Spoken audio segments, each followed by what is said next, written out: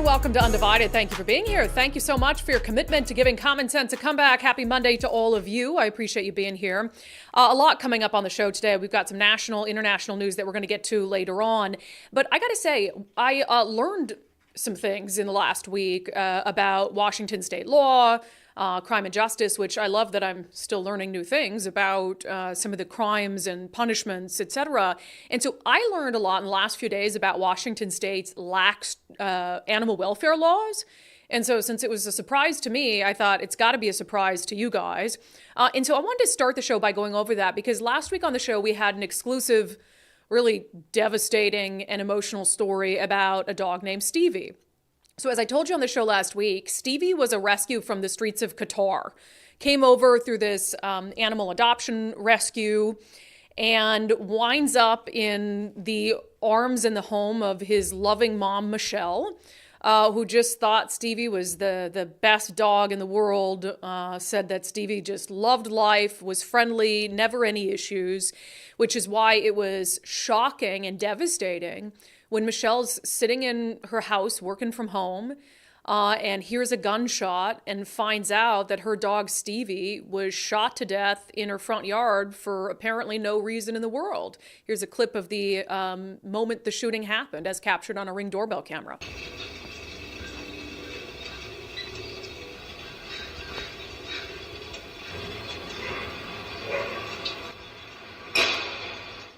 And just like that, so a 22-year-old man, a neighbor, was arrested for and ultimately charged with animal cruelty in the first degree. Now, we know the investigation into this is still pending, but we had on Stevie's mom, Michelle, who was beside herself, understandably so. And I asked her, about what she hopes the resolution in this case will be. What would your message be to the prosecutor's office as they pursue this case to trial? Yeah, I need this person to be convicted to the fullest degree. I'm terrified to be in my home. And Stevie was not just an animal. She was my baby. She was a family member. You can imagine Michelle was even more devastated when she found out that the 22-year-old neighbor who apparently shot Stevie in the head for no reason got let go on $10,000 bail. And when we had Michelle on, I was even shocked by that. I thought, you've got this kid with it's an adult, but a young adult with a gun, apparently just out on a walk, and decides to, according to witnesses, with no provocation, shoot a dog in the head that's in front of its owner's house, and he gets to go home on $10,000 bail. It really shocked me. And then we got an email from the King County Prosecutor's Office, and I give them a lot of credit. I have before, of all the terrible government PIOs out there who try to downplay, make excuses. The King County Prosecutor's Office has truly a wonderful PIO, Casey McNerthy, who offers us a lot of context. And there's a few things he wanted us to know about why the bail was so low, and honestly, I think making an effort to set expectations realistically for what this 22-year-old's fate could be in a court of law in terms of how much time he might spend in jail. So I'm just going to read, because I think you're going to be shocked by it. I was truly devastated all over again when the prosecutor's office told us just how lenient, even if he's convicted of animal cruelty in the first degree, just how lenient the punishments are for that under state law. So again, this is from Casey McNerthy, the King County Prosecutor's Office. He wrote to us, animal cruelty, even in the first degree, is a Class C felony as set by state lawmakers. That's the lowest type of felony crime. Animal cruelty is also not defined by state lawmakers as a violent crime. There are multiple types of crime that people think are violent crimes, but are not classified that way under state law. He went on to say, animal cruelty is also an unranked felony set by the state's Sentencing Guidelines Commission. What does that mean? Someone convicted of animal cruelty with no conviction history could face a sentencing range set by state lawmakers of 0 to 364 days. Even for a felony offense with a conviction, the sentencing court would have to weigh arguments from prosecutors and defense and make a determination.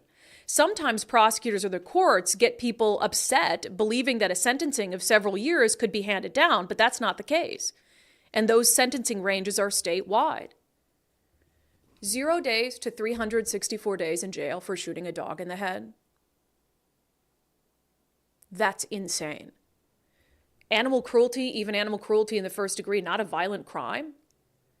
How is it not an act of violence to shoot and kill an animal that, again, wasn't justified? We're not talking about legal hunting or anything like that. How is beating an animal? Some of the atrocious stories we've heard about animal cruelty, or what happens in downtown Seattle, Pioneer Square. God forbid you walk your dog down there and it gets stabbed. Stabbing a dog, stabbing an animal, shooting an animal in the head, a dog in the head, someone's family member. That's not a violent crime. That's a Class C felony, even in the first degree. And they might spend 0 days in jail.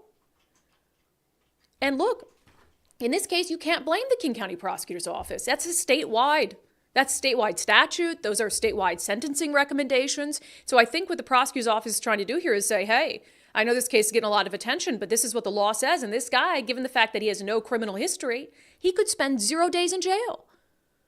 0 days in jail for walking down the street, taking out his 9mm pistol and shooting Stevie in the head. That's insane. That needs to be fixed. Now, one thing I will say is there's actually been a bipartisan effort in Olympia that has gone under our radar. It's not something that I had heard about this legislative session as I was complaining about a lot of other things. I want to give lawmakers credit because there's a bipartisan, they loosely refer to themselves as the Fur Caucus. So they're trying to look out for animal welfare, which I think is awesome. If I were in the legislature, I would absolutely be a member of the Fur Caucus. So it was actually State Representative Maury Leavitt, a Democrat, who saw our story on Stevie and reached out after the fact and said, hey, FYI, we did pass a House bill this session on a bipartisan basis with bipartisan sponsors to strengthen the punishment for specifically animal cruelty in the first degree, which is what we're talking about here. So we looked into it. So House Bill 1961, and essentially what it would do is it would add animal cruelty in the first degree it would make it a ranked offense. So that's what we had talked about, where if it's an unranked offense, it's like 0 to 364 days in jail. If they rank it, which means it falls into there's this ranking of seriousness, all the way from capital murder on down when it comes to felony crimes. And so it would become a level 3 classified offense, animal cruelty in the first degree, which, gosh, I got to say, I was looking at some of the other things, even though this is strengthening it, right, for people who commit animal cruelty in the first degree. And I'm very grateful that they did this in Olympia. And I kind of feel bad that it went under my radar because I should be celebrating good bipartisan bills. And I think adding animal cruelty as a ranked felony offense is great. But some of the other things that were like ranked 3 offenses were like unlawful taking of shellfish, or something like that, like trafficking of shellfish, or there was like taking unlawful use of a unclassified vessel or something like that, So I'm like, oh gosh. Shoot a dog in the head, and it's the same as like taking someone's shellfish without permission. But still, so the King County Prosecutor's Office referenced that new bipartisan bill when talking about what that will mean, but also noted that won't apply to this case because it hasn't taken effect yet, and it's not going to be retroactive. So this strengthening of animal cruelty in the first degree is going to be good. It does nothing for Stevie to get justice for Stevie or to get justice for Stevie's mom or to hold this 22-year-old accountable in an actually meaningful way. So the prosecutors told us of House Bill 1961, which passed both chambers, was signed into law by the governor. It makes first-degree animal cruelty a ranked offense. However, it will be ranked as a level 3. That means that rather than 0 to 364 days in jail with a conviction, the sentencing range moves to 2 months to 5 years. So, okay, go up to 5 years on the high end, but still 2 months on the low end. He said, though that's dependent on a convicted defendant's criminal history. With no history, it's unlikely to see a court go for the high end of the range based on the court rules, guidelines, and weighing arguments from both sides. That new law does not take effect until June 6th, so it would not apply here even if the defendant you asked about is convicted. Now, I would say then, even under this new House bill, after June 6th, I still think, sorry, if this is controversial, that shooting a dog in the head for no reason should warrant more than 2 months in jail, even for someone without a criminal history.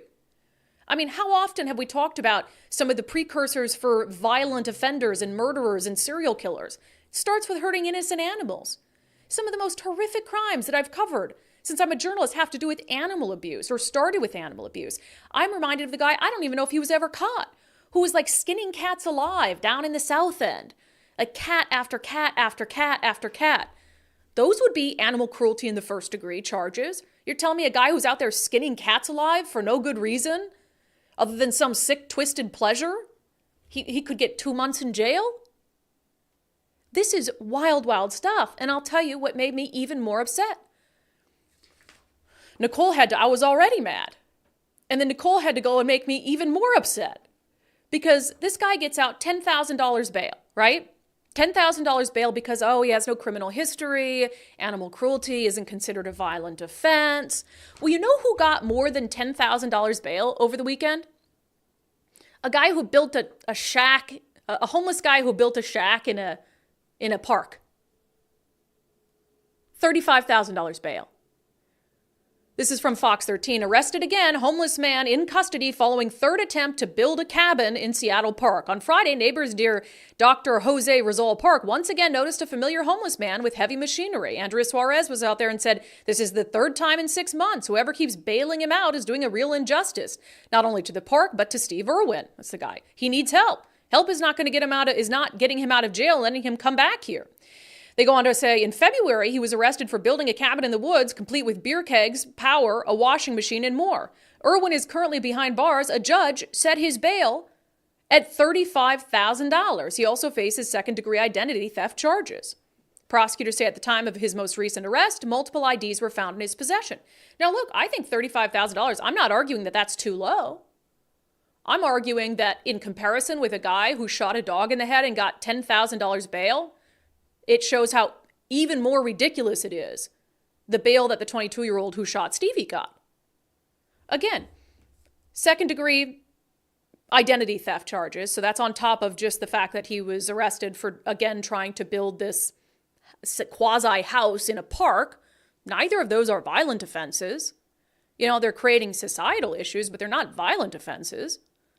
He got $35,000. He's indigent, so he's not going to be able to get out. I don't know if maybe the Injustice Fund or whatever it is will post his bond on that. $35,000 for this homeless man? $10,000 for Megan Youssef, the guy who shoots a dog in the head. Somebody help me make sense of this, because really my mind is spinning right now.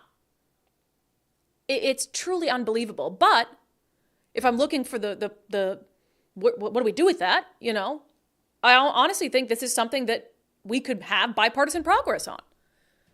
It sounds like there's already a bipartisan desire to strengthen animal cruelty laws in the state of Washington.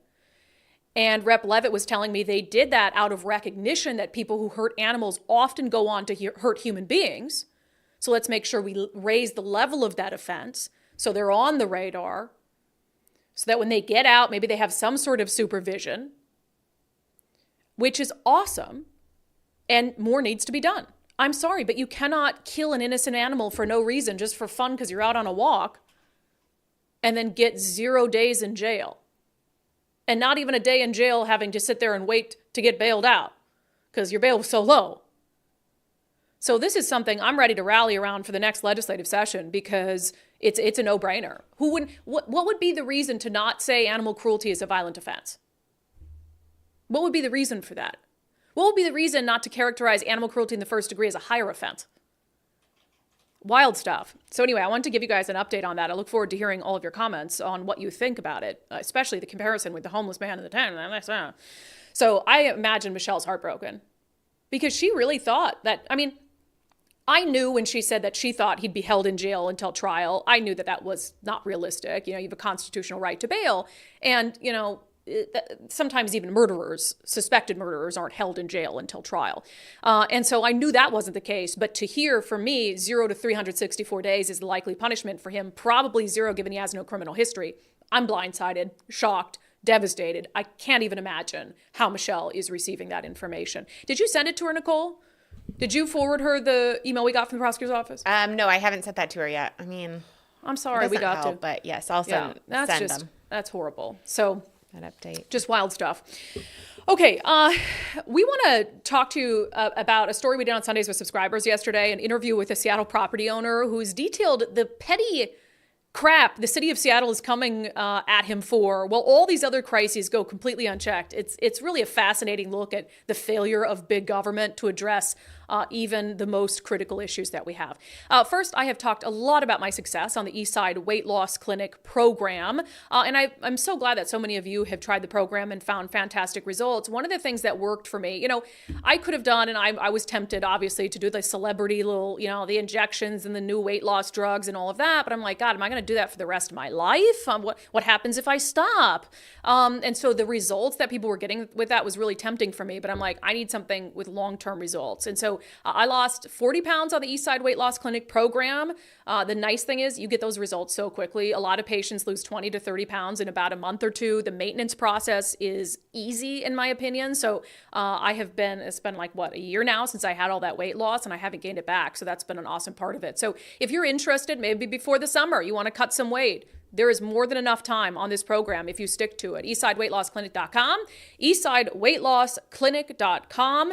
Schedule a free 15-minute consultation with Dr. Ryan Coogan and his team. All right. One of the things I talk about a lot with government and why I'm a big advocate for limited government is I think when you get this big bloated government, they're just looking for things to do.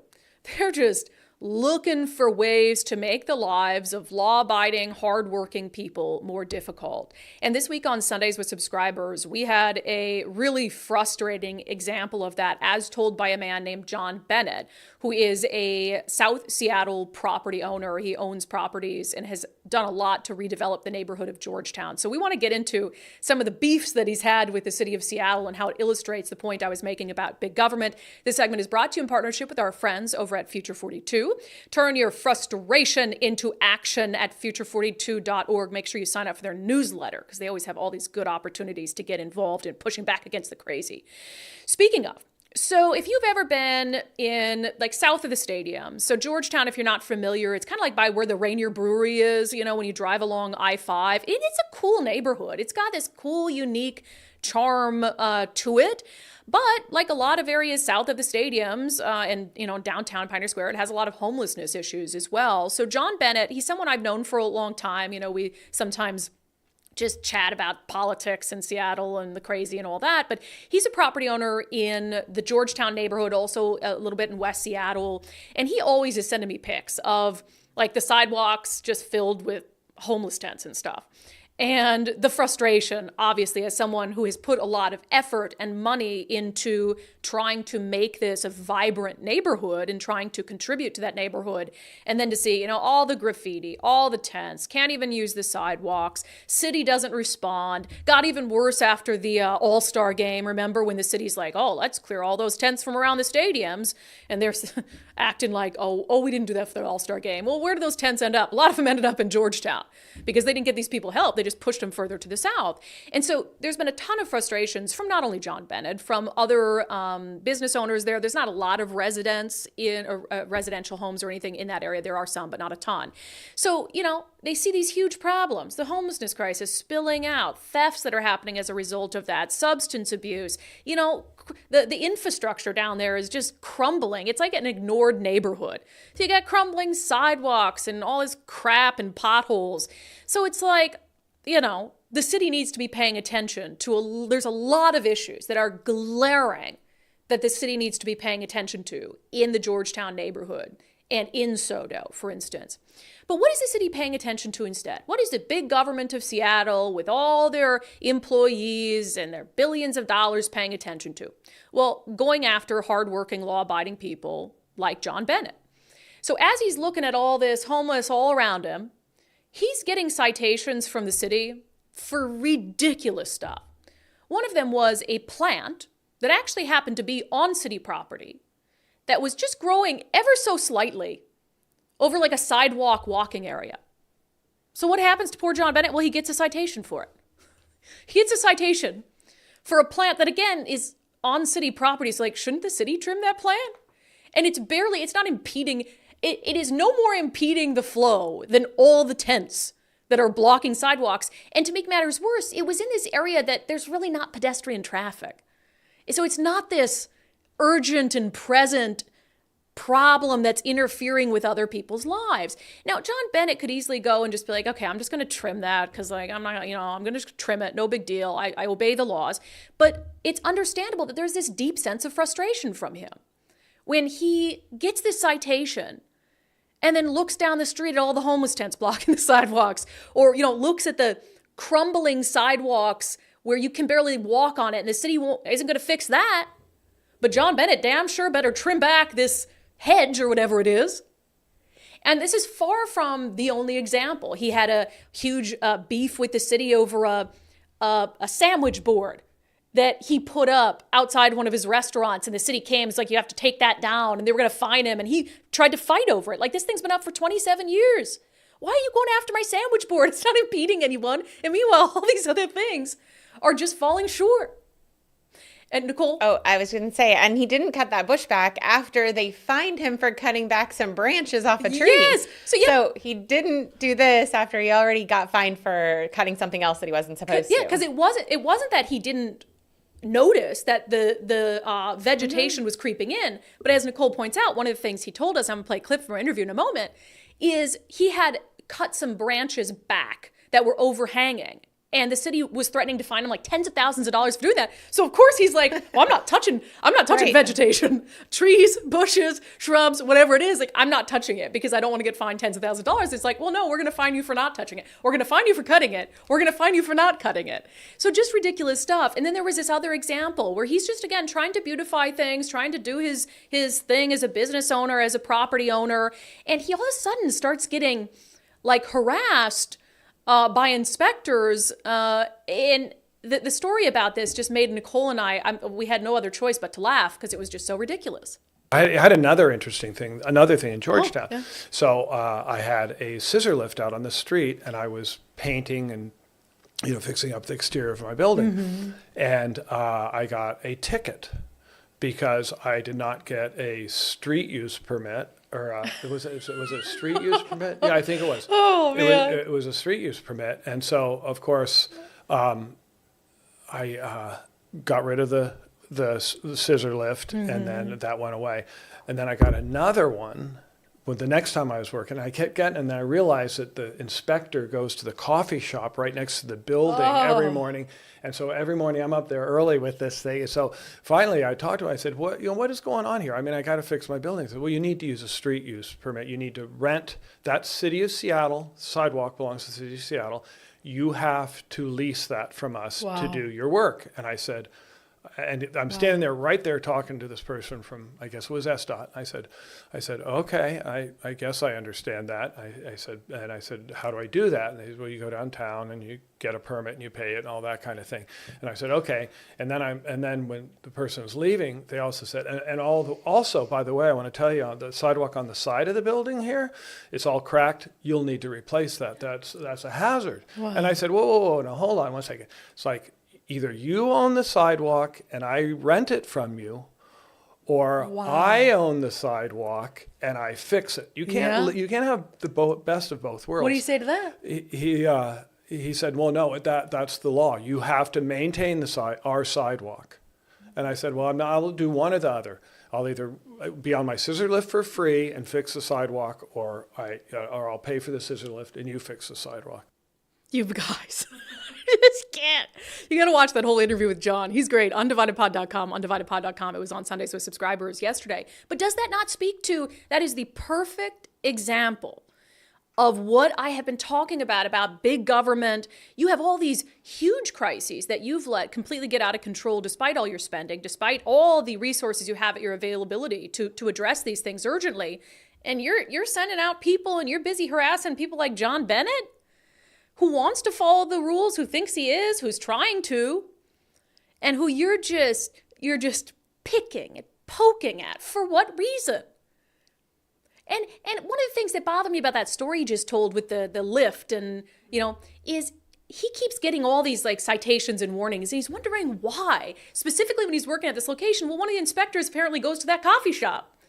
And so he'd just sit there at the coffee shop and, take note of all the stuff that John Bennett was doing that was, bothersome, as opposed to going out, hey, having a conversation like, hey, I get coffee here. I'm an inspector for the city. Just wanted to let you know that this is out of regulation or whatever it is. And I'm sure John Bennett would have rectified it. But instead, behind quietly, it's like, oh, let's send him stuff. And then I'll just keep using my perch at the coffee shop to spy on this guy. This is insane. I would be fine. I would be fine with if we were living in this pristine city where the city government was taking, great care and concern to make sure all the laws were being enforced, and it was, everything was being upkept and all of that, and there were no homeless tents and encampments encroaching on right-of-ways. And then they wanted to say, yeah, you need to cut this, you need to trim this back, or you need to cut that, or you need to permit for that. I'd still be like, God, that's big government just intruding in people's lives. But I would feel better about it. But that's not the case. Big government ignores the big problems, but focuses on the small problems very, very well. A big thank you to John Bennett for being willing to push back against some of these things and the ridiculousness and share that with us, because this is happening way more than we know. And until people come and tell us about it, when he was sending me that, I was like, John, you have to come on. That's crazy. And so I appreciated him taking the time. Wild, Why wild, do you have wild, to be such wild. a jerk? That's Why what do you I have to want be to a know. jerk? Be nice. But it also feeds into this larger issue with the erosion of law and order, where I think there was a long period of time, for instance, $30 car tabs. People are like, we voted for this forever, a million times. It keeps getting overturned or whatever it is. And, I'm trying to obey the law, but the government's doing everything it can to make our lives more difficult. And you're really going to give me a ticket for not having car tabs when I don't want to pay for them? Right. Or, with the pursuit law. So now we're letting all these violent criminals just drive off, do that, but then we get pulled over and get speeding ticket, and it's like the one mistake we've made in 10 years, and now our insurance goes up and our premiums go up. It's crazy. It's really sticking it to average hardworking people who are trying to live within the rules that society lays out, and then allowing and encouraging people who aren't trying at all to live within those societal norms, encouraging their behavior. And it is simply not fair. It is not. I just can't believe you can't have a conversation with somebody. Say, hey, did you know that brush is kind of getting over? Would you mind trimming that back for us? Yeah. He probably would have been like, sure. Sure, yeah, I'll go do that problem. today. I'll go do it myself. Citation. That's unbelievable. Yeah, and money from those citations goes to feed into the big government that's going to continue to go out there and harass people while ignoring all the major crises that we have. If that's not an argument for limited government, I just really don't know what it is. I don't know what would be either. All right, Nicole, thank you. That segment was brought to you in partnership with our friends over at Future 42. Turn your frustration. There's some media outlets at work trying to vilify my friends at Future 42 for trying to save this state of ours. Hell no. I'm very proud to be an ambassador for Future 42, and I love the work that they're doing. And we appreciate them being a sponsor on our show. All right. Speaking of wonderful show sponsors, if you're in the market to sell your home at all in 2024, one of the best things that you can do while we wait to see whether the Fed's going to make good on its promises to drop interest rates or not is you can reach out to Wes Jones at sellwithwes.com and talk to him about what steps you might be able to knock out while you're waiting. So you can be ready if the rates come down, you can be ready to list your home and take advantage of that rush to the market. If they drop interest rates, that's going to be a nice little rush, right? It is. Yeah. It is. I mean, we're having a rush right now, and when rates drop, assuming that they do, it's going to pick up, even more. And if you want to take advantage of that, it's probably a great time to start that conversation right now. Whether you want to sell later in the spring, sometime in the summer, or even the fall. If you want to sell in 2024, we're here to start a conversation with you. Yeah, and think about how much stress that'll relieve from the home selling process. They can come in, they have something called the Listing Boost concierge service, where they can manage upgrades to your home, cosmetic updates, totally take over those projects. They can even help you pay for it up front, and then you don't pay them until the house sells. So sellwithwes.com, sellwithwes.com, a better way to sell your home. All right, why not? It's Monday, so we can do a double dose of unbelievable. In fact, every story on the show today could be its own unbelievable segment. I should have done a show of unbelievable. But let's get to our first one. Rich people are spending a lot of money to try to keep you poor.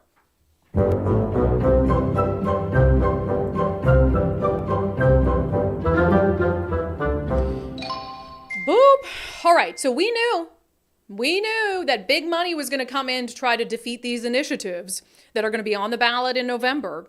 And in particular, I anticipated, I mean, you're talking about billions coming into the government coffers between the three initiatives that are on the November ballot, making the long-term care tax optional, repealing the tax on capital gains, and repealing the Climate Commitment Act's carbon auctions.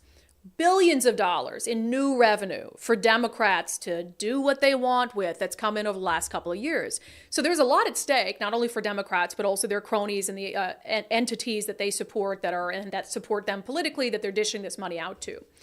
But I got to say, even I was surprised how much money is coming in on the No on 2117 campaign, which again is what would repeal the Climate Commitment Act. And maybe not a surprise, but who that money is coming from. This is from Jerry Cornfield with the Washington State Standard. He said, foes of Initiative 2117, which would repeal the Climate Commitment Act, have hauled in nearly $5 million.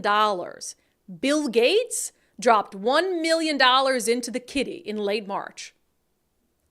More than almost $5 million, $4.7 million to date, to stop our efforts to overturn the Climate Commitment Act, and Bill Gates gave him $1 million. Right, but now, it's well, evil. But these are good rich people, right? Yeah. Remember, the whole vilification of all of this is it's a rich, and Brian Haywood's poor compared to Bill Gates. Brian Haywood is a pauper compared to Bill Gates. But Brian Haywood is the evil, rich, right-wing, trying to enrich himself guy, and Bill Gates is just he just loves the environment. He just cares. And he's doing this really to offset the guilt from flying his private jet all around the world. $1 million is what's going to do that for him.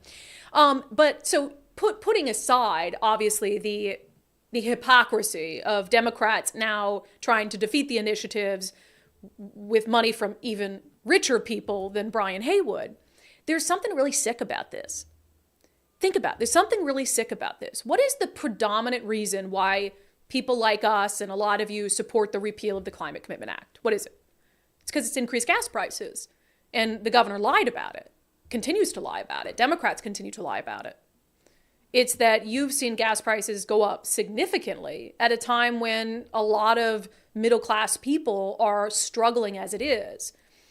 And we've said, I think the people who believe that the CCA is worth all of that pain have never stood in front of a gas pump and tried to do the mental math to make sure they didn't overdraft their account or that they'd have enough money for groceries. They've never Bill Gates has never stood in front of a gas pump, at least not in the last probably 50 years, and decided whether he should put 1 gallon in or 2, $5 in or 10.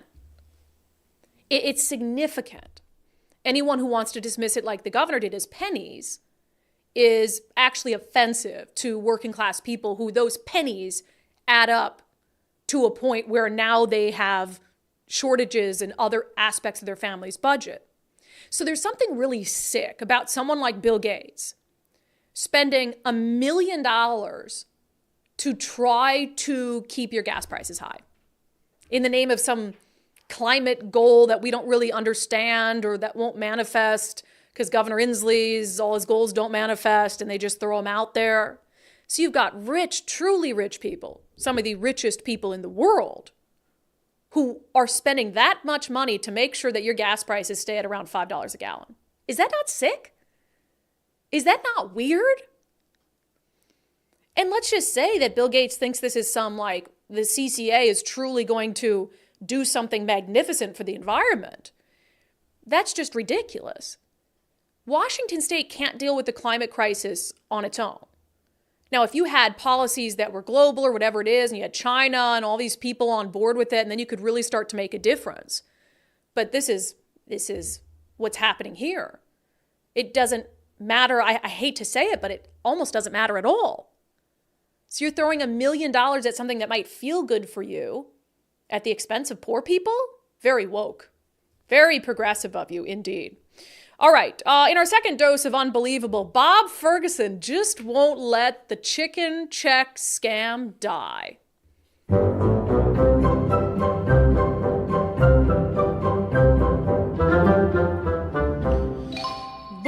the chicken checks. the gift that keeps on giving to us. I never get tired of talking about the chicken checks. So if you're not familiar, because maybe you're new to the podcast, which how could you be new to the podcast? This is the place to be, has been for years. So Bob Ferguson, he ended up suing chicken and tuna manufacturers, like canned tuna, and canned chicken, for price fixing. So they get this big settlement, and as part of that, the Attorney General's office decides to give rebate checks, refund checks to lower income Washingtonians. And the whole idea of these payouts were flawed to begin with, as you know, because there was no proof. It was just like, let's just pick people who we think are poor or in need and send out these checks. They don't have to prove that they bought chicken and tuna that was price fixed or anything like that. And then it became even crazier because people started getting checks for loved ones who were dead. A lot of people got checks in the mail for loved ones who'd been deceased for a year, 5 years, 10 years, 20 years, 40 years in one instance. And then people were getting checks who admittedly said, I'm wealthy. There's no reason I should be getting one of these checks for canned chicken and tuna. People were getting sent checks that had, their first name, someone else's middle name, someone else's last name. It was a true train wreck. Come to find out that the Attorney General's office, in sending out these checks, had used an Experian database, which is sort of weird. They never answered our questions to satisfaction to explain why Experian. How did this go so terribly wrong? And even after a lot of members of the media actually started to catch on and report on this chicken check debacle, they continue to send checks out. We get emails all the time from people saying, just got my chicken check for my, deceased grandpa. So even after it was very clear for the Attorney General's office that these checks were going to a lot of people who shouldn't qualify for them, they continued to pump them out. Why? Because he's running for governor. He's running for governor and he wanted a bunch of checks going out. There was a letter attached to the checks. He wanted a bunch of checks going out. And the letter initially that was attached to the checks had this waxing poetic about he's fighting for, Washingtonians and low income people. So sends out all these checks. And a lot of them, of course, couldn't get cashed because you can't cash a check if you're dead. At least you shouldn't be able to cash a check if you're dead unless someone's stolen your identity. So now what is Bob Ferguson doing? Even amid all the criticism, amid all the scrutiny about, hey, you're sending checks out with your name on it in an election year, that's kind of tacky, and that seems like it should be a PDC violation. It seems really weird to do that. Well, he doesn't care. Bob Ferguson doesn't fear electoral consequences. We're in a blue state with one-party control. He believes the governor's office is a shoo-in. He does not care. So he's going to continue to do this because he thinks it works. So now what is the office doing? Now they're sending out follow-up letters. Haven't cashed your chicken check yet? Well, they're going to send you a letter reminding you that I did this great thing for you as the Attorney General. You really ought to cash that check. I'm just going to read a part of it. I'm writing to follow up on a letter, and this has his, it's his name on it. He signed it, Bob Ferguson, Attorney General's office, letterhead. This is a letter someone sent. I'm writing to follow up on a letter and refund check my office recently sent you regarding lawsuits we filed against chicken and canned tuna companies. My office filed lawsuits against more than 20 corporations that make and sell chicken and canned tuna because they secretly agreed to raise prices for these products. Their motive was simple: greed. Their actions violated state and federal laws that encourage competition in the marketplace. As a result of their illegal activity, you paid more than you should have for chicken and canned tuna, which we know may or may not be the case because there was no standard to have done that to get this. Most of our lawsuits are now resolved and these corporations must pay my office over $40 million. I am returning this money to Washingtonians like you who were most harmed by their illegal conduct. And then it goes in to say, hey, if you haven't cashed it yet, please do so. Again, on his letterhead, when you know the reason a lot of these probably weren't cashed is because they went to people who don't exist, who are long since deceased, or they went to Washingtonians who don't like that you're trying to bribe voters in an election year and decided that they weren't going to cash your bribe. They weren't going to cash your bribery check. So now you're doubling down on the bribery and sending out another, look at this great thing I did. Hey, in case you didn't see the first one, I just wanted to remind you in this election year, just a couple months from the primary, about this great thing that I did for you. It should be illegal. It should be against campaign laws, 100%. Continue to update us, by the way. I am nothing if not entertained by Bob Ferguson's antics and his office in its official capacity working overtime to try to make sure that he gets elected governor. All right, we got a lot of national news to get to. Of course, you know what happened with Israel over the weekend and the attack on Iran and the response that continues to be unhinged from some protesters and activists in the United States. First, I have encouraged you guys over and over to take the First Mark Challenge. Man, just do it. Find some time in the next few weeks to schedule your First Mark Challenge, firstmarkinsurance.com, firstmarkinsurance.com. We all need insurance. So why not have a broker handle your insurance needs for you? Take it completely off the table. Talk to them about what you need. Maybe you need better insurance. Maybe you need new types of insurance. Maybe you need a lower price. Mike and I have been members of the First Mark family for a year, and the amount of, confidence we have in our insurance, the amount of stress it takes off your plate, and in fact, I'm just reaching out. I have a call with First Mark tomorrow because we're moving into a new studio and I need a new type of business insurance for the studio. And so they emailed me, let's have a phone chat tomorrow about what you need. Isn't that nice? You're not going to get that with the big box companies trying to do this on your own. And I continue to get a lot of awesome feedback from people. Nicole, who is this from? Was there a name with it? Casey. I want to thank you for telling us to check out First Mark Insurance. I did the First Mark Challenge a couple weeks ago after receiving a ridiculous renewal statement from my insurance. We made the switch to policies with First Mark and walked away with a slightly better homeowner's insurance for the same price, nearly down to the dollar, and they managed to save us 37% on our auto quote for the same coverage. Right now, every dollar counts. Happy to join the First Mark family. Love stories like that. I could be reading your story on the Undivided podcast. So take the First Mark Challenge today. Firstmarkinsurance.com, firstmarkinsurance.com. They work for you. All right, dipping into national news. Everyone was talking about NPR last week because this longtime NPR employee, Yuri Berliner, he was is, at least still, has he lost his job yet? I don't think so. Had been at NPR for 25 years and was sick and tired of the bias. Sick and tired of what he saw as complete fundamental failures in their obligation to people to do good, thorough journalism. And so he does an article in the Free Press last week. Oh my gosh, it blew up the internet. The headline, I've been at NPR for 25 years. Here's how we lost America's trust.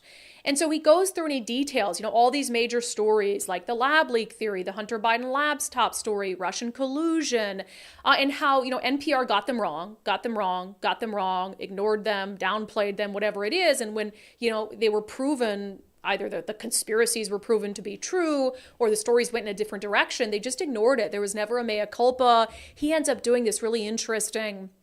He was so frustrated with it that he looked into the how all the editors at NPR in DC were registered, like what political party they were registered to vote for. 87, there was 87 of them. 87 were registered Democrats, not a single registered Republican. So it's this huge expose. Well, okay, so now there was an expose on NPR. Their ratings are down. Americans don't trust them according to polling. Well, NPR has a new CEO. So maybe this is a very good time to look at sort of rebuilding NPR from within and trying to figure out from this new CEO's perspective, how can we address some of these valid concerns that were brought up? This from the New York Times. Catherine Maher named CEO of NPR. She was previously chief executive of the Wikimedia Foundation, a nonprofit that supports the online encyclopedia Wikipedia. It says, I'm going to read a little bit from this New York Times article. So it says, NPR announced Wednesday that Catherine Maher would be its next chief executive, picking a leader with an extensive track record in the nonprofit world, but without one in the realm of public radio. In a statement, Ms. Maher called NPR, quote, a lifelong part of my soundscape that expanded her worldview and stoked her curiosity. She said that the network needed to, quote, reinvent and reimagine ourselves in step with our ever-changing world. Quote, I am tremendously excited to take on this challenge and join NPR as a steward of our mission and founding values of news, curiosity, and culture for a diverse and robust public trust. Okay, well, maybe this is it. NPR is being exposed. When something's broken, you need to break it down and build it back up. Let's see how this new hire is being received. Maybe let's check in. Let's just see maybe what she's tweeted about in the past. Let's just start there. Let's just do some standard sort of vetting to see what kind of CEO she might be for national public radio at this time of crisis. Well, it turns out she's a raging lefty lunatic, and her tweets prove it. This from the New York Post. NPR's new CEO, Catherine Maher, haunted by woke anti-Trump tweets as veteran editor claims bias. Here's a couple of her tweet examples in 2020. Lots of jokes about leaving the U.S., and I get it. But as someone with cis white mobility privilege, I'm thinking I'm staying and investing in ridding ourselves of this specter of tyranny. Interesting. So is that lots of jokes about leaving the U.S.? Is the specter of tyranny Trump? Must be, because she has a lot of anti-Trump tweets. Let's see, May 31st, 2020. I mean, sure, looting is counterproductive, but it's hard to be mad about protests not prioritizing the private property of a system of oppression founded on treating people's ancestors as private property. Yeah, this is really the lady who's going to fix the absolute DEI insanity that has taken down NPR and sent it on a irreversible path. I'm sure that this will work very well. What is white mobility privilege? Can someone... I assume she can I'm walk. sorry. Cis white mobility privilege. Like she has the money to leave the country and move somewhere else because of Donald Trump. Wait, what is cis again? Cis is that you're the gender that you were born, right? Cisgender. Yeah. So like I'm a cisgender female. Sorry guys, I need to make sure I get my lingo correct. You can't talk about the enemy unless you know their lingo. Yeah, I thought maybe like a, yeah. Yeah, I think it's cisgender that's what is it like is. normal gender, right? Although I'll get in trouble for saying it's normal. Cis, somebody will tell us in the comments, cis white mobility privilege. That's a new one to me. The definitions aren't even clear because nobody really knows. Nobody knows. This crap all made up. All right, so I asked you guys, this is just on the NPR subject, I asked you in our daily subscriber show poll if you would be in support of NPR not only losing direct taxpayer funding, but also losing the funding it gets vis-a-vis federal grants that go to other entities that then end up in the hands of NPR. Let me see here. Nicole will notice. Did people already ask why I don't have... Oh, yeah, we'll get to that in comments, though. Oh, we will? Okay. Yeah. Well, for reasons that will become clear, I've got to pull up your poll responses on my phone. A lot of you are saying yes, because the way I phrased the question, I said, even if it meant that NPR would cease to exist. So if losing the taxpayer funding, the indirect funding that comes through federal grants was pulled, and if NPR ceased to exist, would you still support pulling those grants? A lot of people are saying yes. Kim said yes, should have been defunded years ago. Lizolette? Oh, that's a pretty name. I don't know if I'm pronouncing it right, but it's Lizolette. Yes, absolutely. It's not a public service channel. The Democratic Party should not receive taxpayer funding for their media channels. I just turned NPR on in my car today to see if it had become any better since last year when I turned it on a couple times and all they were talking about was, quote, the big lie that wouldn't go away about the 2020 election, Scott says, so you rather have news sources that are controlled by advertisers and corporate bias. Besides NPR station, most radio is far right. That's a fact. Just look at Fox. It's news entertainment at best. NPR is a bit left of center, but far better than most corporate radio. Take a look at the news bias charts. But here's the thing. The bias, yeah, there's a lot of further to the right radio stations, talk stations, etc. But their opinion, so you look at someone like our friend Jason Rantz, for instance, that's an opinion show, and it's labeled as such. And they also don't operate on any funding from the government and from taxpayers. So I think the issue with NPR is they're not pretending, the bias that has infiltrated NPR, they're pretending to be a journalistic product, which it's not. Now, if they want to rebrand and be a left-leaning or a progressive opinion station, then that's completely different. That's sort of the issue for me is people are like, well, you're biased, Brandi. Yeah, I'm not a journalist anymore. I am a political commentator. I don't pretend to be a journalist. In fact, I'm very clear to not expect of journalists what I do. People are like, oh, go Brandi, you speak the truth. I wish more in the media would do that. I don't want anyone in the media to do that. I don't want people like King 5, Como, whatever it is, NBC, CNN. If they're not an explicit opinion host, I don't want them giving their opinion. And the issue is with NPR, a lot of its coverage and the story selection reveals the bias. The way they choose to cover stories reveals the bias. But then, Scott, I just want to comment on what you said there. So you'd rather have news sources that are controlled by advertisers and corporate bias. I think that government funding the media is the antithesis of what the fourth estate is supposed to be about. Our main job is supposed to be to hold the government accountable. That's why we have a free press, right? So the government funding those entities, to me, is completely contrary to that. And you have advertisers, et cetera, that, are you beholden to advertisers? We have advertisers. I don't feel beholden to any of them, but we also select advertisers who specifically either agree with our worldview or aren't so easily triggered and subject to cancel culture that they'd freak out if somebody emailed them and said, oh, Brandi said this mean thing, cancel. So we select our advertisers very carefully so we never have a conflict with us saying something and they want to pull. If they want to pull, though, that's up to them. But they know going into it that we're going to say what we're going to say. I say sometimes things that the predominant political narrative and people in Washington State are going to disagree with. And we select advertisers who go into it knowing that.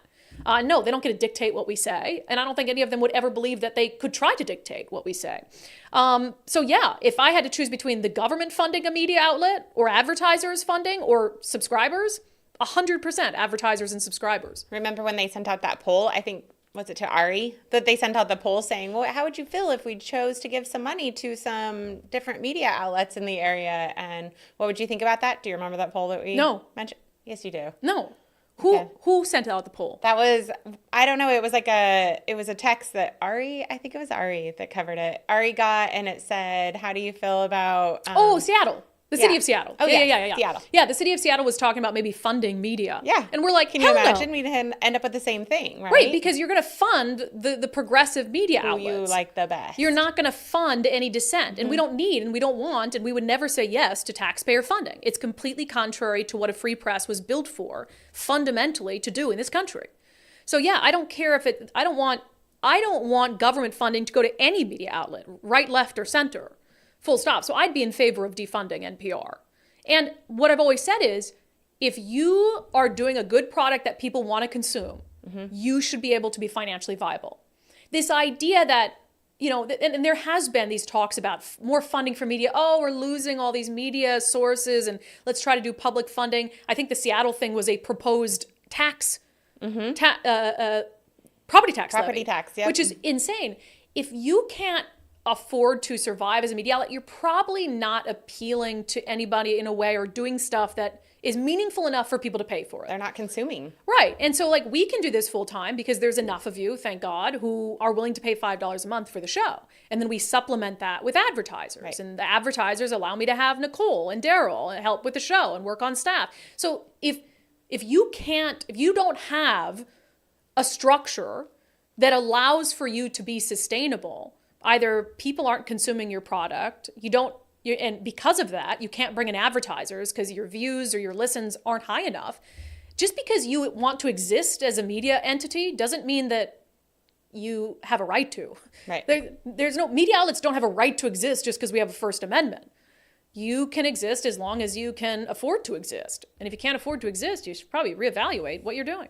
So if people want to keep NPR, then hell, you should be able to find some private donors, lefties. Bill Gates is over here giving $1 million to keep our gas prices high. I'm sure Bill Gates would be more than happy to try to keep NPR afloat. If you believe in it, you should be able to find people who aren't the taxpayers of the wonderful nation of ours. And by the way, to fund what you're doing. Cisgender simply means that when a parent or doctor called you a boy or girl when you were born, they got it right. Oh my God. Lord, help us. Lord, save us from the stupidity. Okay. I've got to just comment quickly on I was like, what is it going to be in 2024? Because you get these desperate throws from both parties, frankly, where it's like, and it gets increasingly desperate to try to get votes and find the narrative that's going to drive votes for November. And, in 2022, certainly abortion did. Democrats got handed an absolute gift with that. The results in November reflected that. So Biden, all this stuff going on, his age, his inability to cognitively continue to do his job. But then what's happening in Israel, Ukraine, the border crisis, the crime crisis that we're in. So they've got to figure out, what are we going to do? We got to, just like Bob Ferguson, he's going to bribe people with chicken and tuna checks. They're like, we got to bribe people. What's a surefire way to bribe people? What do people really like? And the area voters were trying to hit? Cancel their student loan debt. Cancel their student loan debt. Well, haven't we already been through this? Right before 2022, what did Biden say? We're going to cancel your student loan debt. We're going to cancel it. And, we're going to give you this gift. And there's a lot of people who liked that. And then after the election, they realized, well, that's not legally. You can't do that. They didn't care, though. They didn't care if it was legal. They just cared that they could promise it to people before the election. And they're continuing to do that. This is from the New York Post. Biden plans to cancel student loan debt. 23 million Americans may be impacted. Now, this is a little bit more narrow. Instead of reading this article from Reuters, I'm going to let Vice President Kamala Harris, who's been unleashed on a nationwide tour to tout their latest promise to forgive student loan debt. I'm going to let her explain what this would entail. Uh-oh. I'm announcing a new plan to forgive more loans for 25 million more Americans, including millions of our public servants. And that means, for example, if you've paid undergrad loans for 20 plus years or graduate loans for 25 or more years, your loans will be completely forgiven, regardless of your income and even if you did not graduate. So I'm going to repeat that. If you've paid undergraduate loans for more than 20 years or graduate loans for more than 25 years, those loans will be completely forgiven, regardless of your income and even if you did not graduate. And forgiveness will be automatic for the vast majority of the 25 million people that we believe will benefit from this approach. And to see if you could be eligible, I would urge everyone to go to studentaid.gov. That's studentaid.gov. Please vote for us. Please vote for us. Please vote for us. That's all I heard over and over again. And I love how she's like, there's all these qualifiers. It's like, oh, we're going to forgive you if you've paid for more than 20 years, even if you didn't finish. Even if you didn't finish or graduate, that's totally fine. Oh, even if you don't have any financial need. Like, even if you're doing perfectly well right now and you can totally afford to pay these back, it's okay. Just vote for us. Please vote for us. And they don't care if this is something that will eventually be ruled unconstitutional or whatever it is, because they just need you to believe long enough that you're going to get this windfall with your debt being erased if you paid student loans for 20 years. And they just need you to believe that long enough to cast your vote, and then they don't care what happens with it after the fact. They're not actually interested in helping you and helping alleviate your student loans. They're interested in what that narrative will do to them and distracting from all these other insane things that are happening. Nicole was saying, though, we love that they sent Kamala Harris around the country to do that, because, like, what else does she have to do, you know? Right. Here, read this. Can you just stick to the script? Just read it. Just make promises you can't keep, and it'll be fine. Just convince people that you're going to give them money. Like, go to the inner city, whatever it is. It's just ridiculous stuff. All right. A supporter of Palestine FAFO'd, effed around and found out. So do we have 2 video clips of this? This is in Bakersfield, California. Mm-hmm. So this is scary stuff. And this is why I was so glad that in the Seattle City Council, they ended up arresting those protesters who were banging on the glass, disrupting the meeting. And one of the council members is like, this is threatening. I feel threatened. And I'd never seen that sort of pushback against those crazy leftists for that kind of behavior. And so when that happened in Seattle, and now I believe it's 5 or 6 of them that are facing charges, I was like, that's a good start, because you have to show that there's a line, right? That they can't just get away with anything. Oh, free speech. No, you can't bang as hard as you can on a piece of glass outside of council chambers and call that free speech and act harassing and intimidating nature. So this is very similar. So there was a council meeting in Bakersfield, California, and as they're doing, the pro-Palestine crowd is showing up to all of them. And this lefty activist gave a speech about, what's happening overseas. And I want you to listen to how she ended it. You guys want to criminalize us with metal detectors? We'll see you at your house. We'll murder you. I mean, that's about as blatant as it gets, right? Right. And she went on for a while. She also said she hopes that all them MFers are killed. She went off for a while. Yeah, we'll see you at your house, because she was upset that they put metal detectors going into the city council meeting when they otherwise usually don't. And she said it was criminalizing the pro-Palestine crowd. So, we'll see you at your homes then, where there's not metal detectors, and we'll murder you. So she walks away from the dais. And immediately, she'd been sitting in the middle of a row, and she asks her friends to hand her purse so she can leave, because I think she probably realized, I kind of lost it up there. And it takes maybe 5 seconds, but one of the council members goes, that's a threat. And there's 3 cops there because they were expecting this sort of activist crowd. So the officers arrest her, and now she's facing about a dozen felony charges. She effed around, found out, and now she's in court crying, tears, crocodile tears. So I love to see that, because you have to. And her bail, $1 million. $1 million, because you're saying you're going to kill elected leaders. Completely appropriate. So she's in there, sorry, FAFO. But this will become relevant actually in our closing sanity check today about why it's necessary to throw the book at people like that. Because we are seeing, and we have seen too much, these real fringe extremists who they keep pushing the boundaries of what they're willing to do to get their message across. And when you have something in Seattle where, we let them take over 6 blocks of the city for a month, they really feel like there's nothing they can't do and get away with it. And it's important to reel that back in. But some of what we're seeing happening across the country today and yesterday in particular, after Iran attacked Israel, some of that shows what happens when you give a mouse a cookie and you let them continue to spiral out of control. Now they're attacking key aspects of our infrastructure. All right, before we get to questions and comments, which I'm sure are lively today, per the usual. On Thursday's show, we had Zach Abraham with Bulwark Capital on, and it was interesting. We were talking about this new study from Northwestern Mutual that says the average American believes they need $1.46 million to retire, which is a 53% jump from what that same survey found in 2020. So now Americans on average believe they need $1.46 million to retire. So I asked Zach Abraham, does that mean anything to you? Out there like that is complete nonsense. For some people, that number is 500,000. For some people, the number might be 3 million. We're talking about what it takes to fund you over a 25 to 30 year period of time. Truthfully, that bump, 53%, it does not even begin to incorporate what the actual cost is extrapolated over a 25-year period of time. So, right, like I said, you may need less. Yeah, you may need less, you may need more. So, looking into, a headline 1.46 million, it's almost meaningless. It's like so much of this economic news that comes out, it's not going to help you actually plan for your retirement and properly manage your risk. I suggest having a free Know Your Risk portfolio review with Zach Abraham and his team at Bulwark Capital.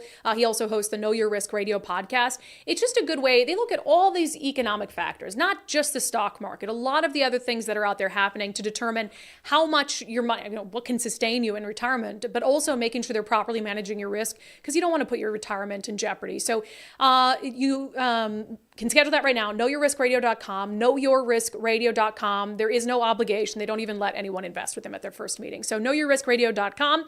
Investment advisory services offered through Trek Financial LLC, an SEC-registered investment advisor. Investments involve risk and are not guaranteed. Past performance is no guarantee of future results. All right, let's get to questions and comments, which, Nicole, you're going to be my designated reader today. Oh, gosh, I forgot. Yeah. Well, you were going to print comments for me, and that never happened. Look, I am having a day, okay? I did not sleep well on Saturday night. That went into Sunday, and then I left the house today completely without my computer, which is embarrassing because last week I left the house without my computer charger, and I'm basically worthless.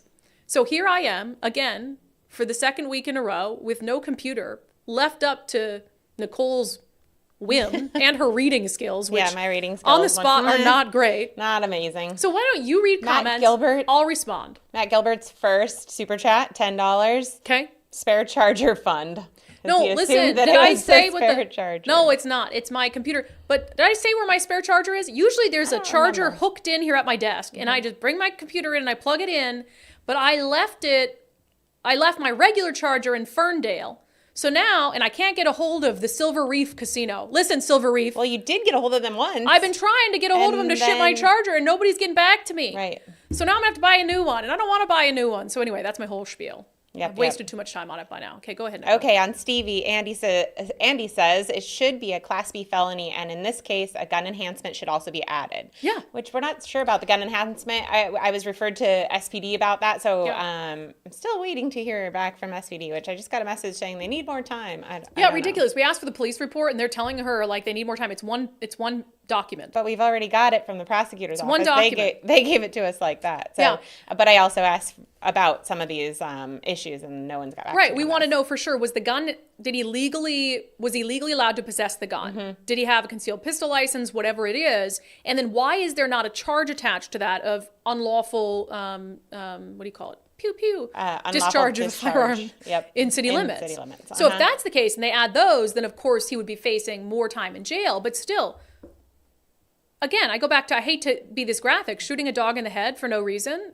I mean, Michelle came out and cradled her dying dog in her arms and everything she's been through. She's not even going to move back to her house. They're moving out of the house because she doesn't want to live there. Everything that act did, and you're telling me he could get 0 days in jail? Well, we'll see. It could be 0 to a year, right? So we'll see. Yeah, but Casey said in that email, that because he has no criminal history, when it's 0 to a year, that's the range. So if you have criminal history, they're going to give you on the higher end of that range. Sure. But he has none, so it's going to be probably zero. It's probably going to be on the lower range, but I would say with all of those gun issues or the unlawful possession and the discharge in the city, they might be able to do something with that, maybe up it. So right, but I'm saying if they add those, then end. it would be more. But if they don't add them, because we don't know if the gun is illegal or not. Yeah. I have a sneaking suspicion that there's some issues with the gun, but we're waiting for SPD. I think that it probably wasn't his gun, probably somebody else in the house, something like that. But that's our suspicion. Yes. So Teresa says, not surprising, probably won't charge him for illegally having the gun either. This And again, is we don't the know for problem. sure. Yeah, we don't know if the gun is illegal. So I want to make that clear. Nancy says, can she file a civil case? Which, yes, I believe so. And that's what her GoFundMe is kind of Bankrupt going him. to Sorry. go towards, I guess. That guy's lucky he's alive. I've said that before, and Yes. I don't mean this to be like threatening or anything, but if somebody shot my dog in front of me and I had a gun, they'd be dead. Yeah. That's just bottom line. And if I have to go to prison for the rest of my life, that's fine. You find me a jury. You find me a jury that would send me to prison for taking out the human garbage that challenge shot people. my dog. I mean, but seriously. I know. Find me a jury that would convict me. I just need one dog lover. And I got a text from Travis Couture, like our friend Travis. State Representative State Rep Travis Couture. Put some from- respect on that name. Yeah. From Allen, Washington. There we go. He says the animal cruelty bill was Sam Lowe's Republican bill. He would have gone for more, but the reality of what punishment Dems will allow dictated what was Yeah. possible. I didn't say it was a Democrat bill. All I said is bipartisan. I think you said, because you said a Democrat emailed you, it kind of but gave it Rep, to them. and I will say, Rep Mari Levitt said, I said, well, do you want to come on and talk about the bill? She's like, actually, it was Rep Sam Lowe's bill, so Got it. I wouldn't want to take his spotlight. So she did Fair. say, like, that's his. So sorry if I didn't properly articulate that. It was a bill from Representative Sam Lowe, but it had on other passionate fur defenders on both sides of the aisle, and I think that's great. And I think it's something we can build on. So there is probably, I would hope not, there's probably not one lawmaker in Olympia who, if I told him, if somebody shot your dog in the head, would you be okay with 0 days in jail? And they'd say yes. I would hope not. And I think that's something we can all come together on. Come together on that. Justice for Stevie. On our Sundays with subscribers teas with John Bennett and the city coming after him for silly stuff. Shelley says, really, that citation is a hypocritical waste of time. Get rid of the sidewalk campers instead. City of Seattle needs to get a grip. Get a grip. Again, do it, but as long as you're doing other things. Let's focus on the crises, right? And if you're handling all that well, and Seattle is this mean, lean, pristine machine, then hell yeah, you go after John Bennett for his overgrowth. Fine. Yeah. Okay. Okay. All right, go ahead. Krista M. Sorry, I'm trying to multitask. That's over right. here. Yeah, I realize I've put a lot on you today. Krista M. Well done. It's like the city is punishing him for keeping the neighborhood clean and making them look bad for their lack of action. Oh yeah, but also, I mean, what he's done down there in the businesses and the vibrancy, he's contributed so much to that neighborhood with his properties. To turn around and then just ding him for every little thing is punishing people who are trying to make our communities better. It's ridiculous. Yeah. Nicole's over there thinking Well, I hard didn't about- get a lot on this until we started, so that might be all we have for today. That's all right. Hey, that's okay. I put a lot of pressure on Nicole. I get in and I look at her. I was like, I forgot my computer. Typically, the last couple of segments I start adding as we start the comments, but so they come in a little bit late. I walked in and I was like, I forgot my computer today. And she's like, go back and get it. I was like, did. I'm not driving a half hour both one way and then back. And then we worked it out. But Nicole did all the work for the show today. I'm basically a loser and I've contributed nothing. Okay. All right. You're off the hook for now. All right. Yep. We'll see you tomorrow. Yes. Well, no. With comments. Oh, okay. I was like, you're going to leave? We have a sanity check. I thought Nicole was done. I was talking She's to like, them, not you. I'm just ending the show. I'm really frustrated. She's like, I deserve a raise. I'm working on it, okay? All right. So I had mentioned this, give a mouse a cookie. We talk about this all the time. Remember when the protesters blocked I-5 in Seattle for 5+ hours? The pro-Palestine crowd. I said, this is the natural course of things. Of course they're going to. They've done all these other things, they ruined the Christmas tree lighting, went and blocked a bridge. It was a small bridge, albeit, but a bridge nonetheless. And then they block in the middle of downtown Seattle, I-5 for 5 hours. And I said at the time, what's next? If you don't throw the book at them for this, what's next? Are they going to block an airport? Are they going to block other critical infrastructure? And of course the answer is yes. And that's what is happening. Is it, Chicago? Chicago O'Hare. Yeah, Chicago O'Hare. The pro-Palestine people came out, blocked the roadway to get to the drop-off pickup for so long that people started to get out of their cars with their bags in an attempt to walk the rest of the way to the airport so they didn't miss their flights. That's terrorism. How is that not terrorism? I don't care if you're sitting there playing music in the roadway. You are blocking a critical part of American infrastructure for your own political whims. And I don't know, and then there was the Golden Gate Bridge, both directions this morning. Golden Gate Bridge blocked by the pro-Palestine Hamas lovers. Critical piece of infrastructure.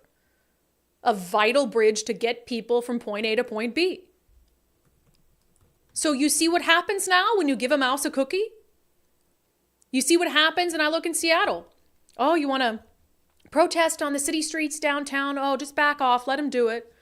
Oh, you want to vandalize the Nike downtown and the businesses? Oh, just let them do it. Because if police do something, then, it's going to be this whole other situation.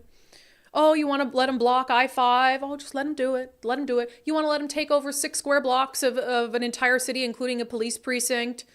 Oh, just let them do it. Let them do it for a month. Yeah, they'll leave eventually. It'll be just fine. No, now they're going to block airports, block I-5 for 5 hours, probably block trains. What else could we block? Let's give them some ideas, right? Because, I'm sure they're over there cooking ideas up. This is peak insanity. It's bringing no one over to their cause, but it is the natural result of political cowardice toward the far left fringe. That has been your sanity check for today, and that has been today's episode of Undivided. Thank you for being here. Thank you so much for your commitment to giving common sense a comeback. Again, you can check out that John Bennett interview on Sundays with subscribers by supporting our show. Just $5 a month. What a killer deal. undividedpod.com, undividedpod.com, and shop our merch store while you're there. We'll see you tomorrow, and I will bring my computer, Nicole, and everything will be fine. Yeah, that'd be great. Thanks.